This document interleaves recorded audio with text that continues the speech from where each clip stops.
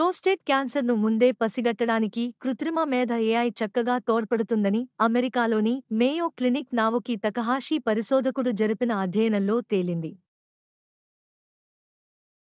జీవరసాయన శాస్త్రవేత్త గోవింద రాజన్ పద్మనాభంకు తొలి విజ్ఞాన రత్న పురస్కారాన్ని భారత ప్రభుత్వం ప్రకటించింది.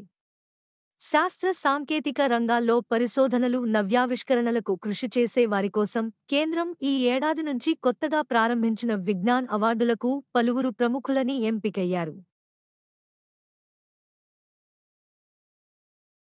పారిస్ ఒలింపిక్స్లో భారత హాకీ జట్టు కాంస్య పతకం సాధించింది.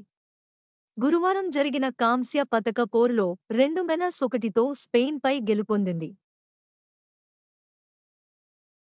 జాతీయ చేనేత దినోత్సవం సందర్భంగా యాదాద్రి జిల్లా చోటుప్పల్ మండలం కొయ్యలగూడేనికి చెందిన కళాకారుడు కర్నాటి ముఖేష్ భారత ఉపరాష్ట్రపతి జగదీప్ ధన్కడ్ చేతుల మీదుగా జాతీయ చేనేత పురస్కారం 2023ను అందుకున్నారు.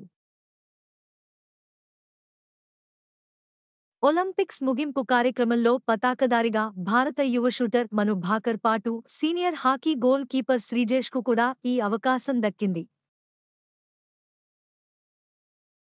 తీవ్రమైన ఒత్తిడి అలసట కారణంగా పారిస్ ఒలింపిక్స్లో వెండి పతకాన్ని గెలుచుకున్న దక్షిణ కొరియా షూటర్ కిమ్ ఏ జీ ప్రెస్ మీట్లో కళ్లు తిరిగి పడిపోయారు.